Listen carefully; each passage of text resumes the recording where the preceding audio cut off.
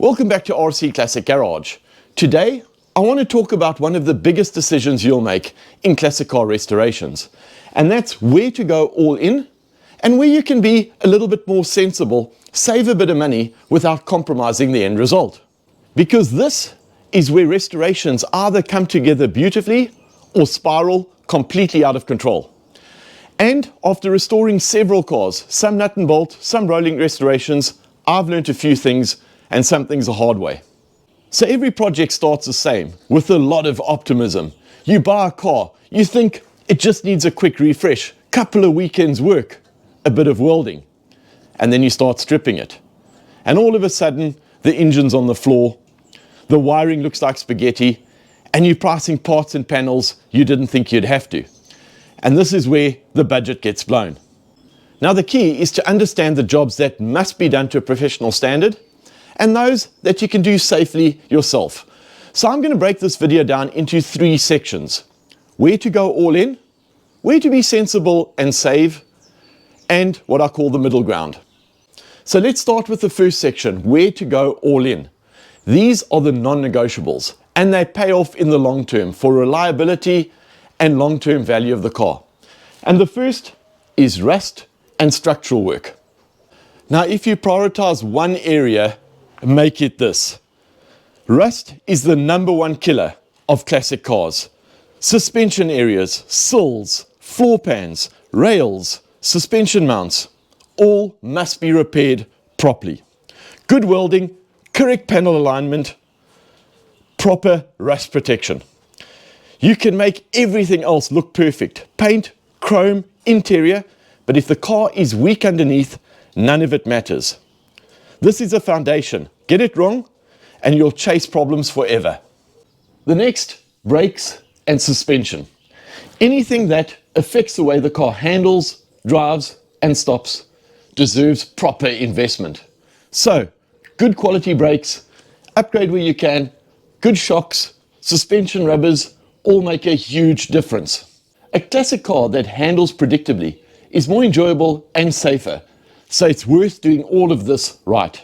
And the third is engine and gearbox. Now you could probably save a bit of money doing the work yourself, but I believe in a good quality rebuild. One using expensive parts, good machining, professional machining, good gaskets, and replacing as many moving parts as you can, with as higher quality as you can get. Because this is the heart of the car, and a good reliable engine will just make the car so much more enjoyable. Now for those of you following the restoration will know that I used Veloci Sport, one of the best in the industry, to do a full rebuild on this engine that was originally seized, and it's come out really well. Now one way to quickly destroy any restoration budget is to go high end on everything. So once you've covered those essentials, structure, suspension, brakes, engine, the rest becomes a choice, not a necessity. And here are the key things that I've learned over the years, because being sensible doesn't mean being cheap. It means knowing where to spend your money in the right places. So where can we be sensible and save some money? Well, the interior is probably the biggest opportunity. You do not need a full concours retrim for a car that you actually plan to drive. Aftermarket carpets are also good value now. And a good local trimmer can reupholster seats far less than buying everything new and from specialists. Door cards can often be repaired, dashboards can be restored and repainted, interior lights can be cleaned up and reused, and a refreshed interior feels just as good to sit in as a brand new one, especially for a driver-focused car. When I restored my E-Type Jaguar, I did exactly that. I just cleaned up this original interior, and it has fantastic patina, and the amount of compliments I get over this interior is just absolutely great. I would never change it for a brand new non-original interior. The next are non-critical trim and cosmetics. This is where people overspend without even realizing it. Badges, chrome handles, chrome trims. A lot of these parts look worse than they actually are. So with time and care, they can be cleaned, polished, and the original parts can be restored. Replacing everything with brand new or reproduction parts is expensive, and sometimes you lose the character of the original pieces. So, the key thing, these are all bolt-on parts. If you're not happy, you can always upgrade them later. And the third is prep work, because these really are free savings. One thing people massively underestimate is how much of the restoration costs is labor. So, cleaning parts, stripping paint, prepping brackets, none of it is difficult, it's just time consuming.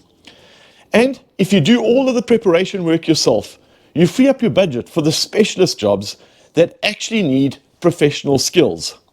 That's how you keep the project under control without compromising the end result. And the third section is the middle ground. And I think this is where most people struggle. Because if you look at the internet, they make you feel like if you're not doing a concours restoration, you're doing something wrong, which is complete nonsense. Most of the best classic cars live in that middle ground. And I build cars that I can use and enjoy, not just look at. And paint is a perfect example. You can go all in, bare metal, show finish, and it's going to come at a huge cost. Or you can be sensible and go middle ground like I've tried to go on this car, where you can do as much of the prep yourself. And then go for a high quality paint job. It will look fantastic and it lets you enjoy driving the car. Now the next example is the same as wiring. Most electrical problems come from neglect, not bad design. So you can clean up your wiring harness, clean the connectors, repair sections, replace brittle wires, label everything as you go. It will save you a huge amount of money. Or of course, you can go all in and put in a brand new wiring harness, but that would come at a lot more expense. And then when it comes to final assembly, it's all the accessories, things like exhaust systems. You can go with a custom exhaust system made out of stainless steel. It'll be great, it'll sound, but it depends what your goal is. Because you can also put an original one on, fitting a mild steel reproduction, which will work perfectly, and it'll come at a fraction of the cost. Now the goal isn't to build the most expensive car. It's to build the car that's right for you within a budget that doesn't kill your enjoyment. So here's my practical guide based on my experience. Go all in on areas like structural work, integrity, rust repairs, suspension, brakes, engine components, and machining. Safety critical components. And then be sensible on things like interior trim, chrome, lights, lenses, minor cosmetics, cleaning and all of the prep work. Reuse as many of the parts as you can where it's safe to do so. Most of those areas where people overspend are all actually bolt-on, bolt-off parts that you can easily replace after you've restored the car if you're not happy with any of them. And it really matters because you're not making irreversible decisions. You can always upgrade those parts later and it won't stall your whole project as you're going. Now you can see that I'm following these principles on the GTV. The metalwork cost me far more than I expected. But that's a non-negotiable. You either do it properly or you don't do it at all. Same as the suspension and the brakes. I've gone with the Veloci Sport Fast Road suspension kit. And again for the engine, I've gone with Veloci Sport engine rebuild, arguably the best in the industry. But once these essentials are done, I'll make a conscious decision to be more measured elsewhere. Otherwise, I'll completely blow the budget. And that's not cutting corners. Now, whether I stick to this plan and these principles as this GTV comes together after 40 years in the barn, we'll have to see.